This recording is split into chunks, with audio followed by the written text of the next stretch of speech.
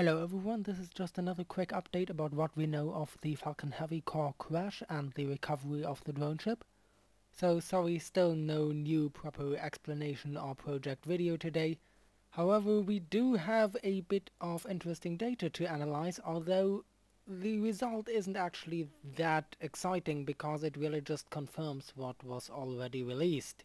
Now, we knew that after the Falcon Heavy had launched its payload into orbit, the center core didn't make it to properly land on the drone ship. Instead, it crashed into the sea next to the drone ship, and there have been a few theories as to how this happened, and there has been an official release as to what they assume happened, which was that the engines ran out of igniter fuel, so not actual rocket fuel, but the special chemical used for the pyrotechnical igniter that would relight the engines after they had shut down after the entry burn and would be relit for the landing burn.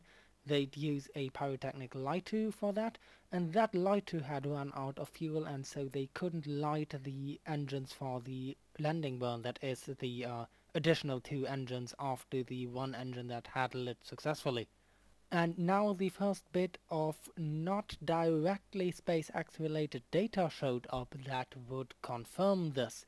There have been a few images, not exactly leaked as they weren't exactly prohibited from being published, but a few images have been released on the internet and have gone around the internet that were taken by people indirectly working for SpaceX but not directly related to SpaceX, and these images were not officially released by SpaceX, and so they give a bit of an independent data point, and these images just show debris on the ground of the drone ship. And that tells us actually quite a lot, although most of it just confirms what SpaceX had previously released. For once, it obviously confirms that recovery operation on the drone ship has begun. The drone ship itself has been disabled in terms of navigation. The engines on the drone ship had been knocked out by the impact of the core.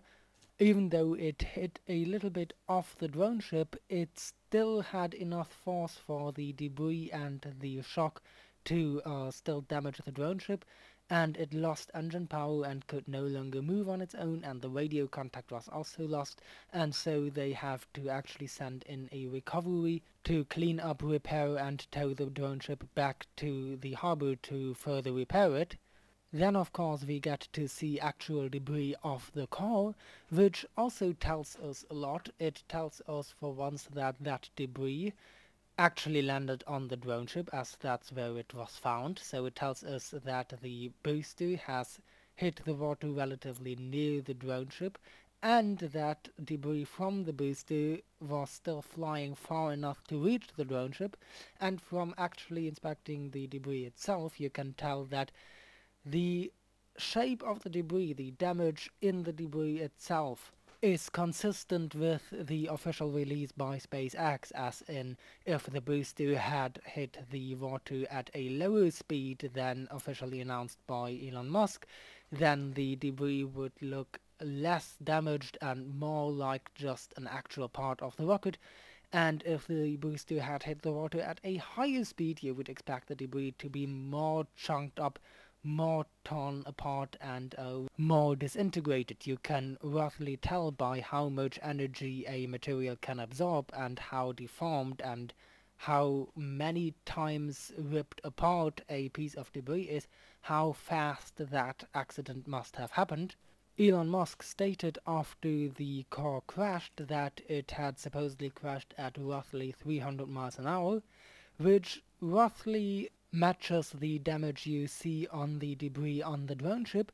It also matches the official story as to how exactly the failure happened, as if during the landing burn one engine ran but the other two engines failed to ignite, that is the speed that the car would hit the water on.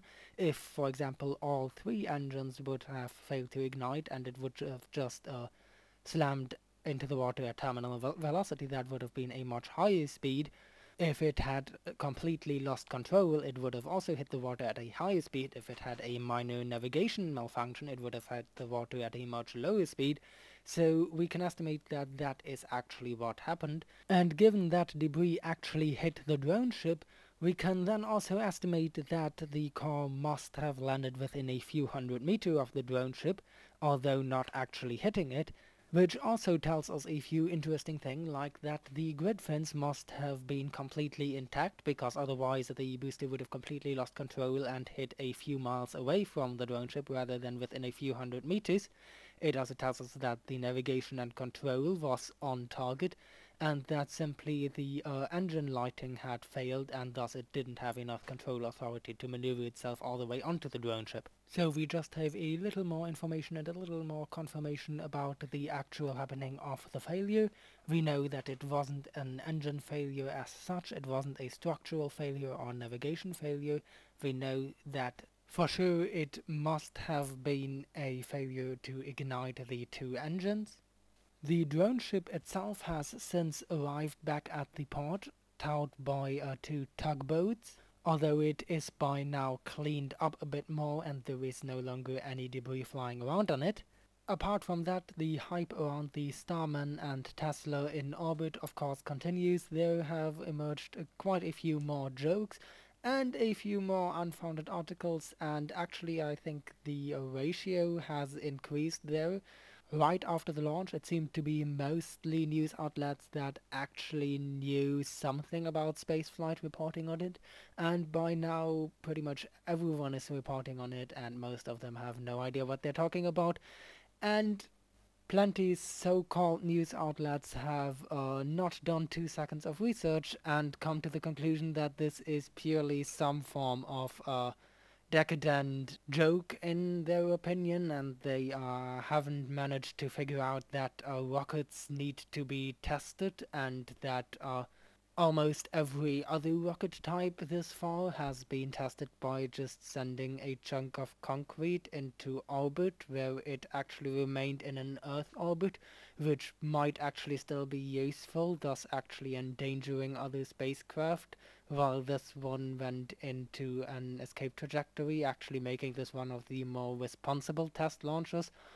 But then these are also the kinds of news outlets who seem to just recently have noticed that space exists and never managed to, example, take note of any other rocket launches going on. This is like the first rocket launch in 5 years or so that they even noticed going on. So this ends our tiny update about our current knowledge of the whole Falcon Heavy core situation. I'm still a bit busy otherwise, but I hope that I'll soon get back to making videos about slightly less up-to-date and more theoretical stuff. I'm always open for any questions about spaceflight or physics, and as always, thanks for watching.